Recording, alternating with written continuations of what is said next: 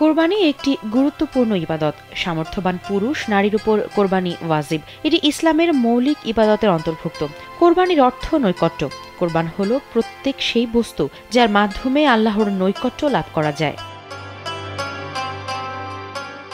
মহান আল্লাহ তাআলা সূরা হজের ৩৪ নং আয়াতে ইরশাদ করেছেন, প্রত্যেক উম্মতের জন্য তিনি কোরবানির বিধান রেখেছেন, যাতে তারা গৃহপালিত চতুষ্পদ জন্তুগুলো জবাই করার সময় আল্লাহর নাম উচ্চারণ করে, যা তিনি তাদের রিজিক হিসেবে দান করেছেন।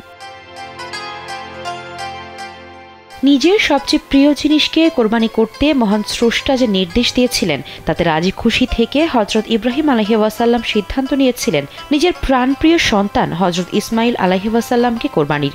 কঠিন সেই ঈমানি পরীক্ষায় উত্তীর্ণ হওয়ার নজিরকে দুনিয়ার বুকে সুপ্রতিষ্ঠিত করাই কোরবানির মূল শিক্ষা। ওয়ালটন ফ্রিজ কিনে অনেকের মতো আপনিও হয়ে যেতে পারেন মিলেনিয়াল। সেরা পণ্যের সেরা অফার, যেখানে নিজের প্রিয় সম্পদের প্রতি মোহ আর মনের কুবাসনা থেকে বেরিয়ে আসার কথা বলা হয়েছে।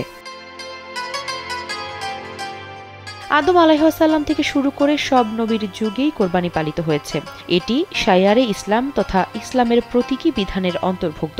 এছাড়া গরিব দুঃখী ও পাড়া প্রতিবেশীর আপ্যায়নের ব্যবস্থা হয়। আমাদের আশেপাশে অনেক প্রতিবেশী রয়েছেন যারা অন্য ধর্মের। এই ক্ষেত্রে অনেকের মনে হয়তো প্রশ্ন দেখা দিতে পারে, কোরবানির মাংস অমুসলিমদের দেওয়া যাবে কিনা। আসুন জেনে নেই এ বিষয়ে কুরআন হাদিস কি বলে। কোনো মুসলিমের ধারণা কোরবানির মাংস অমুসলিমদের দেওয়া যাবে না। এ ধারণা সঠিক নয়। কোরবানির মাংস অমুসলিমদের দেওয়া যায়, এতে অসুবিধার কিছু নেই, বিশেষত অমুসলিম যদি প্রতিবেশী হয়, কারণ প্রতিবেশী হিসেবে তার হক রয়েছে। সাহাবীরা অমুসলিম প্রতিবেশীর হকের প্রতি বিশেষ নজর রাখতেন।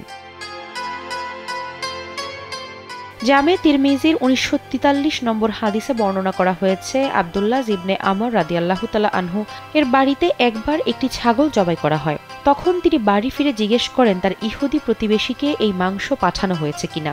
আব্দুল্লাহ ইবনে আমর রাদিয়াল্লাহু তাআলা আনহু জানান, তিনি রাসূলুল্লাহ সাল্লাল্লাহু আলাইহি ওয়াসাল্লামকে বলতে শুনেছেন, প্রতিবেশীর অধিকার প্রসঙ্গে জিবরাইল আলাইহিস সালাম তাকে অবিরত উপদেশ দিতেন।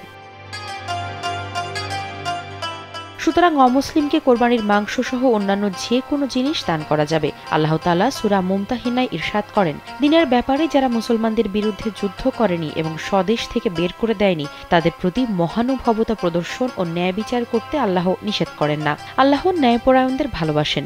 তিনি কেবল তাদের সঙ্গে বন্ধুত্ব করতে নিষেধ করেন যারা দিনের ব্যাপারে মুসলমানদের বিরুদ্ধে যুদ্ধ করেছে, স্বদেশ থেকে বের করে দিয়েছে এবং বের করার কাজে সহায়তা করেছে। তাদের সঙ্গে যারা বন্ধুত্ব করে তারা জালেম। আফসারা নাজ, কালবেলা।